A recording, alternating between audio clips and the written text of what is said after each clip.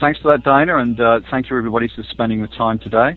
As Dana said, I'm going to be talking about recall and some of the, which are myths that I regard market research has been operating on for a number of years, and how, in fact, with new technology, with smartphones, we can overcome these and actually improve the process of working out what consumers think and feel, if indeed we think that's relevant. Dana's responsible for the slightly morbid first slide. You know, I asked him to make it look a bit prettier, and he came up with a graveyard. I don't think there's some commentary on his view in mind. I talk about capturing the point of emotion, and what I'm trying to do there is imply that we have to capture that point when a decision is made. The behavioral economics people, which you might have heard of, a guy called Kahneman in a book called Thinking Fast, Thinking Slow, talks about fast and slow cognitive processes. And very often purchasing processes happen in a moment. They happen at a specific point. Yes, there are some purchases that we deliberate about, but very often these are things that happen in the spur of the moment. There are some researchers who sort of despise the term the moment. I'll talk a little bit about that. But we have to get closer to when that decision is made. We have to get closer to when that event happens that we want to know about. I was talking to somebody about diaper panels the other day, and they were saying, yeah, you know, we'd really like to get the information when they change the diaper, rather than 2 days later sitting in the parking lot before they come in to deliver the booklet. It's an interesting point. As I said, I was at a conference, and the speaker previous to me, I was giving this talk, talked about the myth of the moment, and how really by using these in-depth processes after people had made a decision that you were trying to find out about, they could find out about, you know, what was really going on in their minds. And I challenge that simply isn't true. The moment is everything. We need to be there in that moment to know what's going on.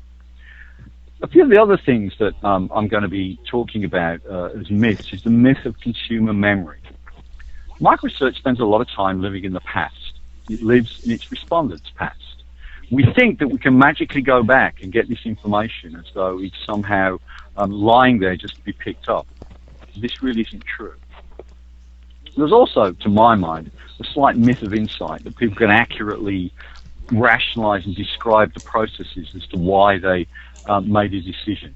Unfortunately, I spent a lot of time studying psychology and neuroscience, and that kind of thought went out of fashion way back in the 20s, but market research seems to have held on to it. I don't know why. More recently, as I said previously, the behavioral economics guys, and I'd encourage you to read people like Daniel Airy and Kahneman, have been pointing out that, you know, there are specific thought processes that really are very different and really do imply that we don't have some insight to. People like me like to talk a lot about revolutions, or even worse, a paradigm shift. I'm not a big fan of the term paradigm.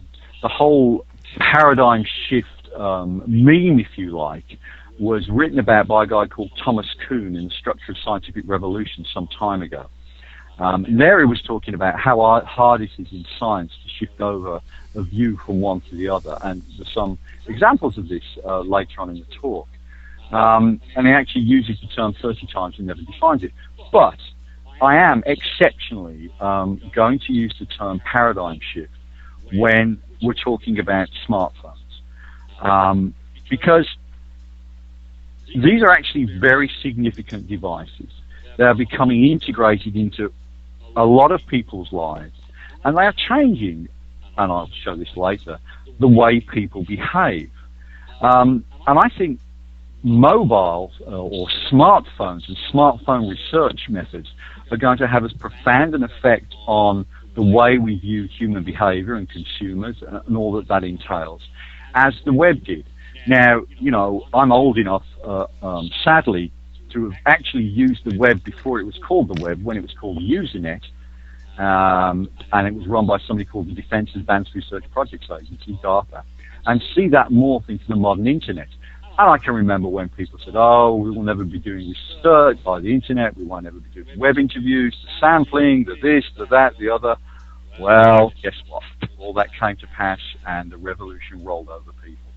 And I think the smartphone revolution is exactly the same. This was my first computer. Well, actually, my first computer was something called, probably it was a Commodore PET. And, you know, if you know what one of those are, you know what they were like. This was something called a PDP 1110, and it had 16,000 bytes of storage. It did it. This isn't the exact ones, but mine had a couple of megabyte, and we're talking 1 megabyte, disk drives that were like 13 inches across platters that you pulled out and stored very carefully. I think the processing power of this machine is probably surpassed by the chip in my remote control at home now. The changes in computer technology have been staggering, and in particular this is emphasized by smartphones. This is my current smartphone. It is an iPhone 4S. I'm about to become out of date. The iPhone 5 is coming out. I'm really not sure if I'm going to upgrade. These things are incredible machines. This thing now has 16 gigabytes of storage. I can get more. I didn't even get the biggest model. Compared to the computers that I started on, these things are stunning. They are incredibly powerful. They have cameras.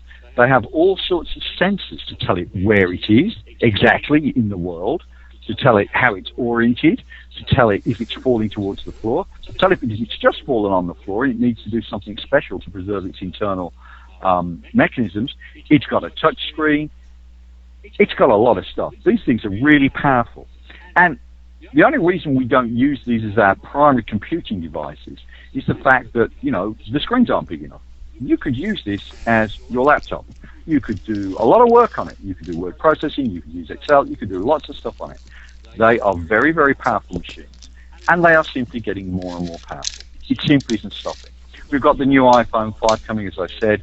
There are new releases from Samsung and the other manufacturers. We're assuming here that Apple don't win their patent battle. But this is just growing. It's an inevitability. It's an inevitability that's stronger than the process that happened when the web took over interviewing. In the beginning of web interviewing, we didn't have the connectivity. You didn't have the servers. But you know what? We got them very quickly. And these kinds of devices are changing the way people behave. I got in a lot of trouble for this picture because I know these two young girls too well. And I was talking to one of them when we were on vacation. And I said, well, you know, have you got a boyfriend? I would assume she's got a boyfriend. And she said, no, but I'm talking to someone. And I was like, I didn't really know what that meant. So they said, does that mean you have a boyfriend? No, I'm talking. This was accompanied by a lot of eye rolling and oh my God, which any of you with teenage children, particularly daughters, know is fairly common. And eventually, I worked out that, in fact, talking is a variant of what people, my previous generation, would have called courting. And courting was this process of talking to each other. And they text a lot and they talk, but they're not actually going out. And as one of them, a different girl said to me, oh, it's as seeing that there is a basis for a relationship. Now, this is all come about by texting. I asked them if this would be something, you know, I asked them both in the picture saying, well, you know, if you didn't have texting, would you have this process? Oh, no, it wouldn't happen.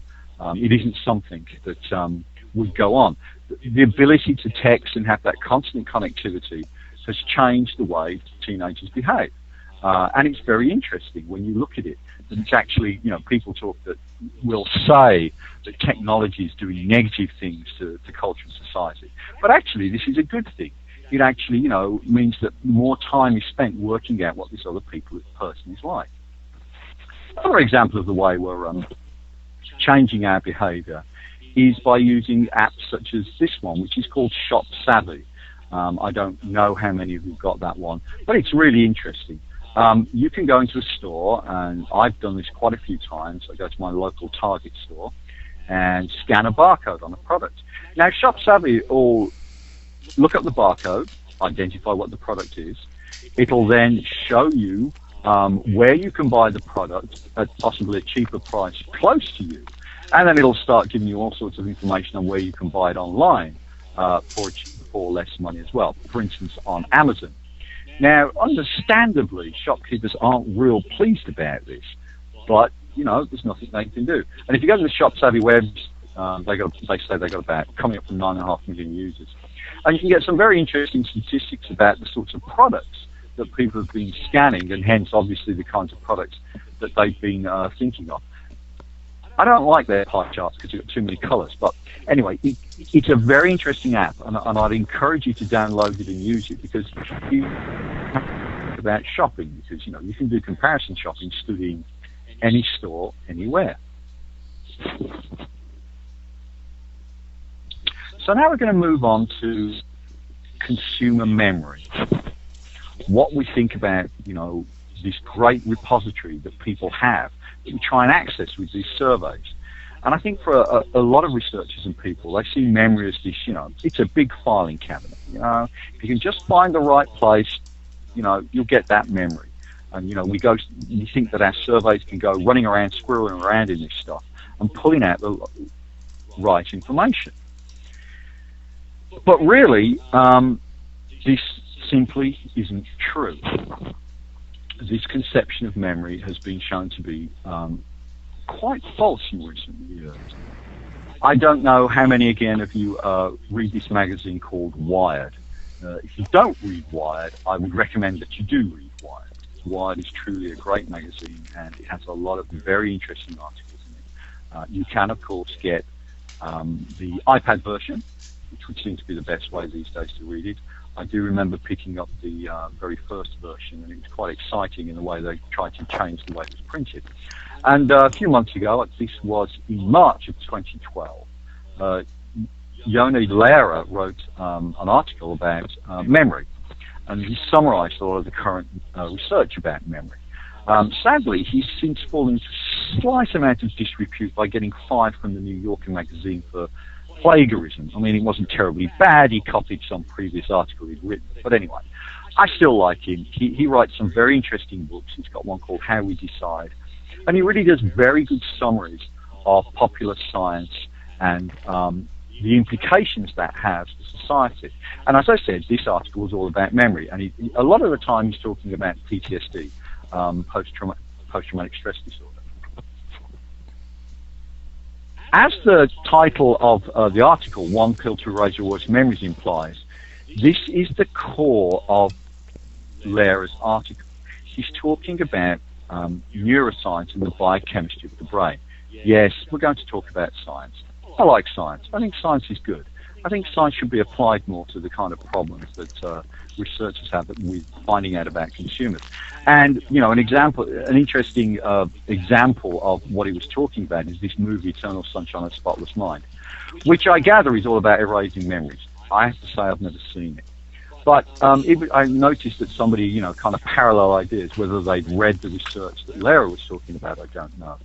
But it seems to be, and from when you read Lehrer's article, it becomes very clear that we are moving towards a point in time where we can start specifically erasing some memories. And the way we do this, and the research that has shown how to do this, has really thrown into question a lot of the assumptions that people have had about memory. As I said, a lot of this stuff came from the idea that post-traumatic stress disorder, which, as everybody knows, is where people have experiences, and these memories they have as experiences are very upsetting for them. It can be very difficult to erase them. And they were so-called super memories, things you can't forget. So researchers have been trying to work out ways with therapy techniques to help people forget. And the predominant model for many, many years in psychology and research has been what's called the engram model. And the engram model was always referred to, when I was studying this, as the grandmother cell hypothesis. That is, somewhere in that big filing cabinet, there's this cell with this little molecule in it, and it's written away your grandmother or your father or certain specific memories. And this memory is in there, in this molecule. And what you need to do to recall it is you go and find it, and you look at it, and you read it, and that's what recall is. Recall is reading the memory and bringing it back to whatever we term consciousness, which is a pretty ephemeral concept, actually. But, as Lehrer says, memories are formed by the act of recalling them. And the researchers really means that we go against the current dogma. we're going to do some science, as I said. I know it's a bit scary. I'll try and get through as quickly as possible. Researchers have found that if these PTSD memory sufferers are relaxed via certain drugs, they use a blood pressure medication called propranolol, which I can't pronounce, and then recall the events, the effects of the memory fade. And that really doesn't make any sense because, you know, it's supposed to be this static thing. The state the person is in when they recall affects the memory. And what Lehrer is saying from the research is that, you know, and this is what the research shows, is that memories are actually rewritten when they're recalled. So we don't, in fact, read from the card, the index card of this memory we have. We take the index card out, we take the information, we erase the index card, and then we put back what we feel or what is going on in our minds at the time. So here's the science slide. A researcher called Karim Nader at New York University was studying emotional responses, and his research is documented in the Lehrer article. And he admits, he said, I didn't really know what the current dogma of memory was. I hadn't really done that, and it's pretty common in academic circles. You only know your own narrow field. And he was interested in emotion, he was in neuroscience, so he really hadn't looked at what all the research about memory was recently. And certainly he'd probably forgotten what he did when he was an undergraduate. He wondered what happened in recall, and he came up with this idea that actually the act of recall was an act of rewriting memories, not just reading it. He found, and this is with a lot of neuroscience and messing around with chemicals and rats, that if he disrupted the process of recall, if he gave a drug when, as this turns out, his rats were recalling something, they forgot it. It wiped out the memory. Now, that shouldn't work with the traditional engram model because you recall is reading. You read the memory's still there, it's static. This isn't how memory works. Memory is a dynamic thing that is rewritten and changed as you recall it. I won't go into his research. It's documented in Lehrer's article. It involved a lot of frightened rats, bells, and electric shocks, which, you know, unless you're really interested in that kind of stuff, I don't think we need to cover. Nader's supervisor, with a gentleman called Joseph Ledoux, says, the brain isn't interested in having a perfect set of memories about the past. It's just not useful. Whenever we remember an event, we recreate it. And to do a bit more science, the key protein in the brain sits in this stuff called PKM zeta. Good name, huh? And that allows memories to be rewritten. If you have this stuff around at the time of recalling a memory, this protein which kind of hangs out around the neuroreceptors, I don't know what it's doing there, watching a movie or something, it allows you to rewrite the memory. If you get rid of that protein and you recall a memory, the memory's gone. Effectively, it gets erased. And, you know, the chemical that does this, or at least in the rats, was zeta interaction protein. More science. And so we've got a radically different view of human memory. We've gone away from the grandmother cell and the engram and something that's relatively static to something that's very dynamic and dependent on the context.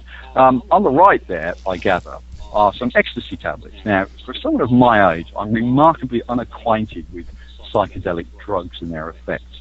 Trust me, it's really true. But there have been some other work done in treating people with traumatic memories and ecstasy, showing that if people are in this elevated state of euphoria and you recall the memories suddenly fade. And this is how the context that you recall the memories in caused them to be rewritten differently.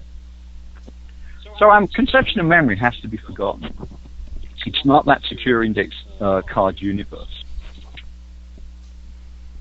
Another interesting bit of research actually comes from this guy called Alexander Luria.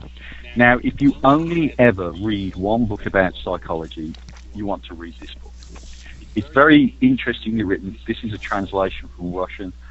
Alexander Luria was a pupil of Pavlov. You know, Pavlov of the dogs and the bells and the saliva and the meat and all that kind of stuff. And he came across a guy who we called S, who's identified of the place. And he studied him for some, I think it was 30 or 40 years, quite a long time, dating back from the 1920s. Now, S was a man who originally was a journalist and in Russia in the communist era. And he had this incredible ability that he simply didn't forget things. He was told off in a meeting once for not taking notes. He must have been some supervisor or something like that. And he then proceeded to recite what the person speaking at the meeting had said, word for word, perfectly. And that's the first time that he realized he had an abnormal memory. He assumed everybody could do that. He didn't need to take notes. He could remember everything.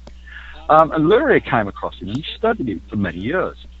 And he found that, he'd give S these memory tests. For instance, he'd tell him to remember sequences of vowels, like pava, pava, ba, ba. And these are very common vowel sounds in Russian, and they're very common in our language as well. And he could go back 10 years later to S and say, do you remember when I asked you to memorize this series of vowel sounds? And S would say, sure, yeah. And he'd come back, and he'd remember all this stuff. Now, you might have thought that, this made S a brilliant person. But it really didn't. He could have trouble reading because the associations of the words that he read came tumbling out of his mind all the while. And if you believe in IQ, which I don't really believe in IQ, he scored only as having an average IQ. He didn't make him particularly brilliant. Also, his life didn't go too well. He was never a tremendous success.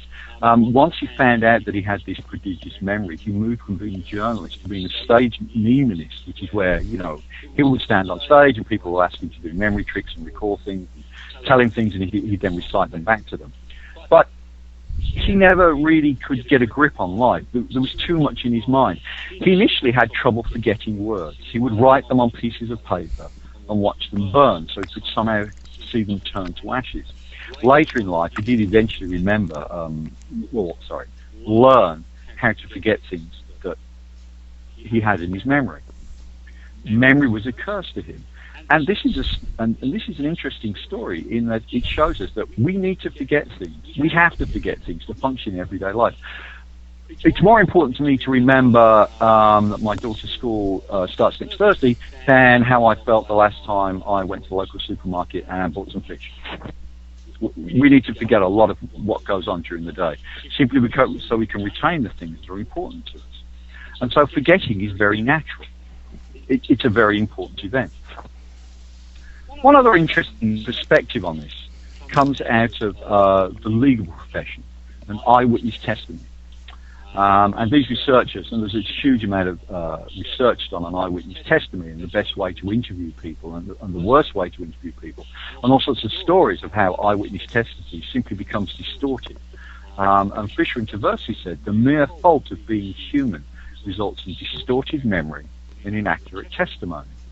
And all these threads come together to sort of point to the fact that if market researchers or consumers, all this business that we're in now, are relying on this recall going back into respondents' past, it's very likely that you're not getting the information you think you're getting, and you're not getting the right information at all. And this is where I think that smartphones can lead us closer to that point where we need to capture information, rather than asking questions about something somebody did 2 days ago while they sat at their laptop. We have the potential to ask them about it when they're actually in the store or doing the act of buying something for anything. To summarize, the process of recall alters what we recall. The survey process could be altering the data. And longer surveys have a bigger attention to this. Lots of people have talked endlessly, particularly when we moved over to the web from telephone interviewing, and it was still a problem in telephone interviewing. A 45-minute telephone interview was torture for everybody involved, and I always had my doubts at the end of that interview if the last 15 minutes actually contained data that was meaningful. We have the same sort of thing going on the web. Everybody blames the clients. People put up very long interviews, and it's not clear that these really work very well. We have to forget a lot of things. There's no guarantee we're remembering the experience we saw. And we may make up memories. And the brain's very good at being constructive. There's a whole interesting discourse about that. But, you can ask people what they thought about that shampoo, and they might tell you something. But that doesn't guarantee that they're not actually making it up to please you, because they really think they thought that at the time. It just isn't clear. So on to smartphones. We've got these incredibly powerful devices. What do they give us? Well, they give us this immediacy. Geolocation, geolock. Everybody is interested in this. We can kind of ring a bell on your phone when you go close to the store. We can ask you to do a quick little survey while you're in the store, which has got to be more accurate than asking people a couple of days later. We also have the potential, subject to respondent agreement, to track where they've been, to look at the kind of behavior they've been engaging in with their smartphone. A lot of information there, and we can perhaps verify how accurate recall is. We can get the survey results available instantly. Ever since the web came to being, there's just been this drive towards getting data as quickly as possible. And smartphones simply keep up with that trend. They allow you in real time to get all your survey responses back and to know where the survey was taken and when it was taken. Another important thing is that we can in fact reinforce people very quickly. If you want to keep a panel, keeping people motivated is very important. If you want a panel of people being a group of people who've agreed to do your surveys. Now, the potential of smartphones means that the minute they finish that survey, they can be rewarded and see that they've got, you know, $5 to spend at Amazon or whatever your reward program is. And again, you know, it's very important to reward people as soon as they've done a task that you're interested in keeping them doing. So the immediacy of reward is actually quite important when it comes to panels. Going back to surveys on smartphones, a while ago I came up with some metrics for surveys, 10, 7, 1, 40. 10 questions per survey. I think if you're trying to do more than that, you're asking for problems. In terms of the options on a question, 7. There was a guy called George Miller who came up with the concept of the magical number 7 quite some years ago, which is now, I know at least one person on this call is going to disagree, has been slightly discredited. But 7 options is, you know, a good lot of options. When you've got a lot of options for people to scroll through, you want them to be doing this immediately. You don't want to be occupying their time too much. And don't do long question text, you know. 140 characters. Twitter seems to survive on that. You know, again, on the smartphone format, you don't want the question filling half the screen. It doesn't seem to be constructive. One of the other things we can do with smartphones is passive data collection. And we've been doing quite a lot of work on this recently. And there's a lot of data, again, with the user's agreement. You know, you have to put up a sort of, I agree that you can collect this data type screen. You can get the battery status. You can have some idea of the installed apps. That can actually be harder on some platforms than others. You can get an idea of how active they use their 4G connection or their Wi-Fi connection. You can find out what kind of storage they've got. You can potentially find out what kind of browser usage. You can find out movements, accelerometry. You can find out the location. You can find out all sorts of things about sound levels and more. It's a different type of demographic for instant movement. And smartphones are moving in this direction of having more and more forms of data. You know, the word phone simply doesn't really tally with what they are. The thing that's has come up is we can have diaries. Now, the thing about a diary is, as the word implies, it's something you write about after the event. With a paper diary, you're not walking around all the time going, oh yeah, I just bought coffee, or I saw this ad, or all that kind of stuff. With smartphone diaries, we can catch stuff that's around. We can say, okay, look, you know, tell me when you go to the store, take a picture of it. And it can be date and time and location triggered. You can say, you know, describe to me with a recording what you feel about X, Y, Z, what you're seeing, what you see in this image of your car distributorship, or your computer store, or your restaurant, or the supermarket. So we can very much get a lot of rich data from the respondents using smartphones that we really couldn't get before. Smartphones are going in the direction where there are going to be a lot more forms of information that we really probably never thought about. Following the tragic tsunami in Japan and the reactor meltdowns, somebody came up with the idea of having something you could plug into your smartphone that would turn it into a Geiger counter, and here we have our Geiger, and that thing really is going to exist. There are several prototypes like it. Of course, measuring temperature, well, there's already something called iCelsius. You have a probe, it measures temperature. There are other applications that will measure somebody's blood pressure. There are other ones that will measure their heart rate. This is going on all the time, magnetic fields, all sorts of things that we didn't have before. And I think it's up to researchers to try and find new ways of using this information. And some of it, in some forms of study, can be very useful adjunctive information, or indeed the core of the study. So here's my bold statement for what's going on. I think harnessing the power of smartphones is the key to understanding consumers over the next 10 years. We have to move away from living in the consumer's past, living in our respondents' past, to living in their lives and getting information when it's new and fresh. Okay, Dana, thanks very much. Thank you. So we have some time for questions. There's in your GoToWebinar control panel, there's a section that says questions, and you can go ahead and submit them, and I'll go ahead and share them, and Andrew can answer them. So please take a moment to submit your questions now.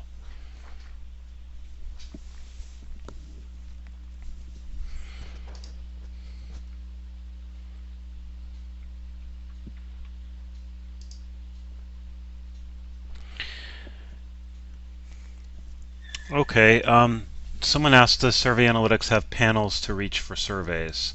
So it's a bit off topic, but somebody asked. Yes. Contact us, we do have that. Okay. Are there any companies out there that are specializing in this type of tracking and research? We specialize in obtaining this kind of data. And there have been companies, particularly in the obviously the software and computer arena, that have been trying to track all sorts of information about what people do. But this is very much a new frontier. Okay, and the person who asked the question about whether we have panels clarified that they meant specifically for smartphone users. And the answer would be yes again. We have that. I didn't want to turn this into a sales presentation, but we could certainly do that if anybody felt like it. Okay. More questions? Do you have experience using this application for employee research, i.e. engagement, job satisfaction, etc.? I haven't had any experience of that. I can see that where that will be very useful. Because you can distribute it to the employees. I do remember working on an employee website survey, satisfaction survey that was truly brutal. So I think it's an area that could work very well. Okay. Agree with researching in the present and via cell phones, but we will still need more traditional survey platforms to get into deep dives about feelings and behaviors. Can you elaborate? Well, I think that there's always a role for traditional surveys. I have a lot of hesitation about the way these surveys assume that they can get the kind of quote in-depth information. I think, really, to be honest, I think that we will see the longer, more attitudinal surveys start to disappear over time.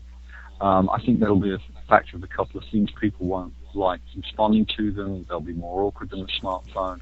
And I think once we get a lot of behavioral data, which we will get from smartphones, and once we get data that is very much closer to the event we're interested in, people will probably begin to see that the longer in-depth surveys aren't quite so useful.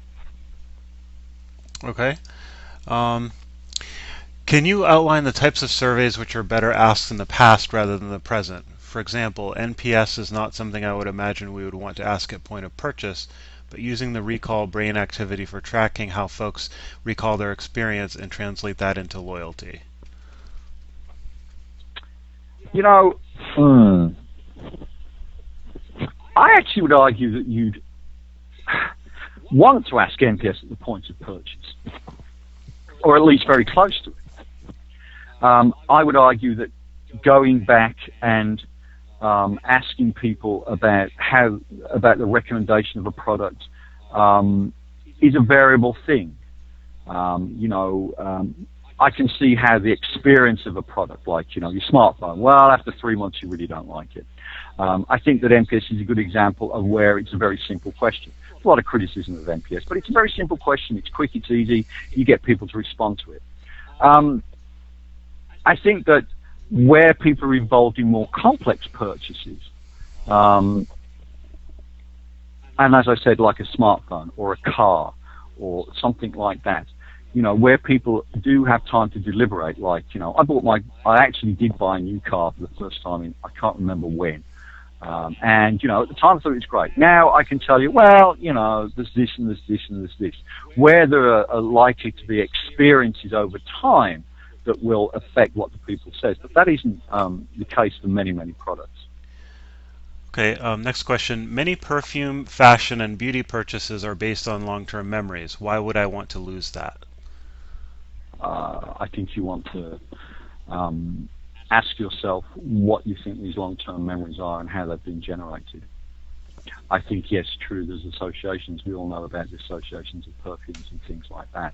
But I think, I really think it's important for the community to reconsider what they think these long-term memories are. I don't say you want to lose that. I would say you want to cast a critical eye on it, however. Okay, is it always a point of emotion, or can it be just a point of decision? Does emotion have to enter in? No, Steve. And that wasn't a mean question. Steve promised to ask me a mean question. No, actually, I come up with point of emotion because, you know what, it's a bit more emotive. Point of decision, I think, is just as good, to decide it. But I think that, smartphones are always going to get us closer to that point. Okay, next question. Given that memories are rewritten at every recall, why is a timely memory better than a stale memory in terms of predicting future behavior? Because I would argue that what you call the stale memory becomes increasingly inaccurate. If you look at some of the quotes from those people where they say, the brain is, what was it, the guy Ledoux, the brain isn't interested in having a perfect set of memories. You don't know how the memories get distorted. You have no control over that. And there could be a lot that's gone on since that memory that has distorted it in ways that you're really not interested in. What smartphone platforms does SurveySwipe work with? Primarily iPhone and Android and BlackBerry, which is actually of interest to people mostly outside of the US, believe it or not. We have a panel of people with a major manufacturing company that provides everybody with BlackBerries for work. But everybody has an iPhone or an Android. And when we asked, we were doing some work with an internal panel, turned out 100% of people were always using an iPhone or Android. They didn't want to use their BlackBerry. Okay, next question. What are your thoughts about how to present images of test products and specific things for consumers to evaluate while data gathering is done on a smartphone? Yeah, that's a very interesting question because, of course, on a smartphone, you've got a very limited display. I still think it's possible. I think that just the fact that you have a larger display doesn't necessarily mean that that's somehow better. I think that it's very useful, perhaps, to present products in context. That is, perhaps it's good to present people with the idea about a new soft drink when they're actually in a store, rather than when they're sitting at home, and vice versa. I think, of course, as with all new technologies, there's going to be a series of studies done of comparisons. But I think we've got a lot of stuff that we can do on the smartphone, and the screens are getting bigger. That really, it shouldn't be that much of an inhibition. But it's a good question because, of course, people like to think that a big image is better. Okay, next question. How would you recommend places like Southeast Asia, e.g. Bangladesh, where smartphones are penetrating currently? How do you tap them at this initial stage? Very good question, and something that we're looking at quite closely at the moment. Recommend them? Well, I think it's a question of being there in our terms. We have a series of initiatives in those kinds of countries, and I would hope that you could leverage the penetration of feature phones as smartphones rise. But I think the rise of smartphones will be a lot faster in those regions than people realise. There's a great motivation with manufacturers to make them affordable. Of course, they are very expensive, relatively expensive at the moment. So I think really it's a question of putting a flag in the ground and moving forwards and not being afraid of low penetration rates. How do you convert 15-minute online surveys to 3-minute phone surveys and make them financially viable? Honest answer, I don't know. I think you have to look at the kind of data that you're collecting with the phone surveys, the online survey, and really try and see what questions you have. And you can present more than one survey. You don't have to put everything into one survey. When I was doing research, we were always taught it's better to go in small incremental steps. Throwing the big 30-minute survey at a person may not be the best way of doing it. But it is a challenge. And it's similar to the sort of question we got when the web started, which was, well, look, I've got this 45-minute telephone survey. How do I convert that into a web survey? The answer came back, you don't. They changed. And I think that's what's going to happen. Okay, next question. Are there situations where this is more or less appropriate? For instance, it seems to be very appropriate for consumer product choices, but less appropriate for questions about, say, a parent's opinion of a child's education throughout the school year. Oh yes, indeed. I think that's a pretty fair thing to say. I think the only thing I would raise there is response rates, in that sometimes it can be easier to get people to respond via smartphone than via traditional web interview. But yes, where you have, let's say, perhaps more complex constructs that aren't directly related to purchase behavior, as you say about school systems, then yes, I would say that's probably something where it isn't quite applicable. Okay. How do you think the iPad fits into this conversation? Interesting. I think the iPad's really great for resurrecting mall intercepts. And we've had some interesting, we had one company who used iPads in Morocco. It was pretty great because they could go out there with these iPads, go around, ask people about this consumer product, and the data got back to headquarters, which was in the USA, instantly. I think iPads are great for that kind of transportable technology connectivity. My favorite tablet at the moment is the new Google Nexus, one of the 7-inch forms tablets. And I can see that being really great for when you want to do face-to-face interviewing. Of course, I don't certainly carry the iPad down to the store. I usually can't find it because my teenager's got it. So I think it fits more in that kind of person-to-person interviewing research rather than in what we've been talking about. Okay. This says, not a question, but a comment about how I agree with the length of surveys being relatively short. I took a survey for PayPal recently, and it was about 15 minutes, but felt like an eternity. And my recall was faulty as the survey went on due to the demand for the recall. Yeah, this went on back in telephone days. Horribly long surveys, with on a scale of 1 to 7, blah blah blah, going on for about 20 things. It just doesn't work. Okay. Do you see the traditional online panel survey being replaced by this mobile methodology? Can we get enough info in only 10 questions? Like I said, you can ask more than one survey. I think that and I keep going back to this, in the same way that web surveys have supplanted but not eliminated telephone surveys, which had a kind of little resurge, I think mobile might go that way, where now you've got even more ways to get people. There's going to be a lot of stuff you want to do on mobile. You might want to do some stuff on traditional web surveys as well, and you might want to do some things via telephone. I don't ever subscribe to the belief that something's going to totally replace something else, because it simply doesn't. Because people were going around saying, never be any more telephone surveys ever again. Well, that was totally wrong. We still got them. Are verbatim answers shorter with smartphones? Undoubtedly. They were longer on the web. We had this thing where on telephone, verbatims were edited by the interviewer, who really, kind of didn't want to spend a lot of time typing 1,000 characters of text. When we moved to the web, one of the most interesting things was you got these huge verbatims. you would get these massive screeds that people were quite happy to type in, which you would never have got on the telephone because the interviewer was in the way. I think we do have an issue, or not, with the smartphones in that, yeah, you know, when you're standing around, you're not going to type in a very long verbatim. So I think, yes, they are short. If we have follow-up questions, can we get Andrew's email address? Yes, you can. It's andrew.jevons@surveyanalytics.com. That's andrew.jevons@surveyanalytics.com. Next question. What is the best way to reach these smartphone users? By app, text, browser, or by app, text, or browser on phone? Good question. The world is about apps. If you haven't got an app, you're not there.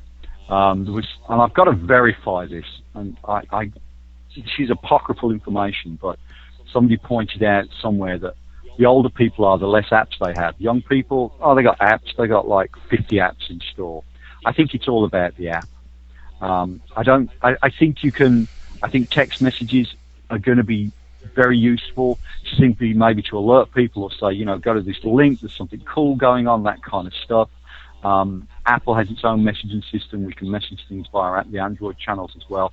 So I think the alerts and the app are the way to go. Doing a lot of research, you know, questions and answers via text message has never really taken off. Although in the developing countries there has been a lot of work on that. Okay, how do we account for the fact that smartphone users do not represent the entire population? Well, let's go back to 1997 when I was supervising the company I was with, their first web interview.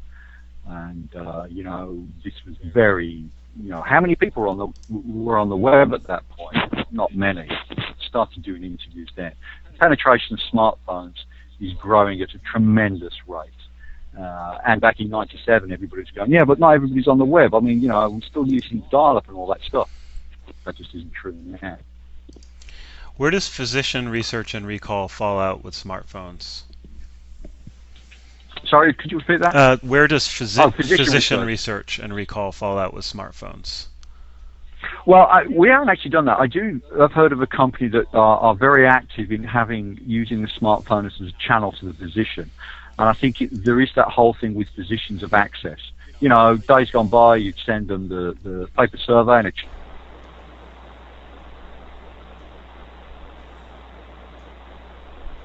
be a great group to try and target this towards.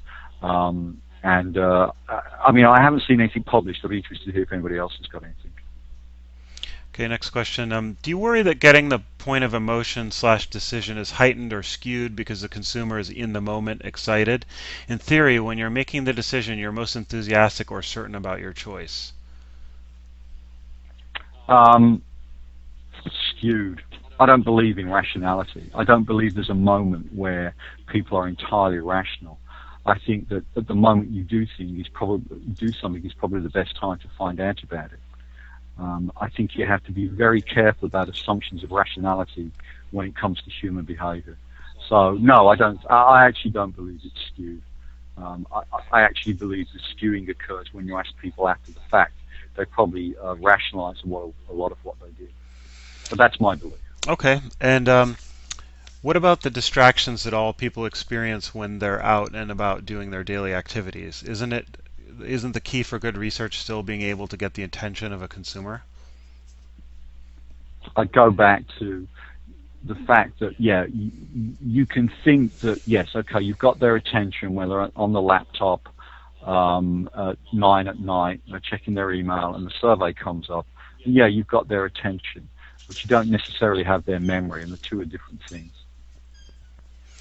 Okay, I think that'll do it. Well, thanks very much for all the interesting questions. All right, thank you, Andrew. And thanks, everyone, for attending. Okay, and thanks, everybody, for attending, and have a good day.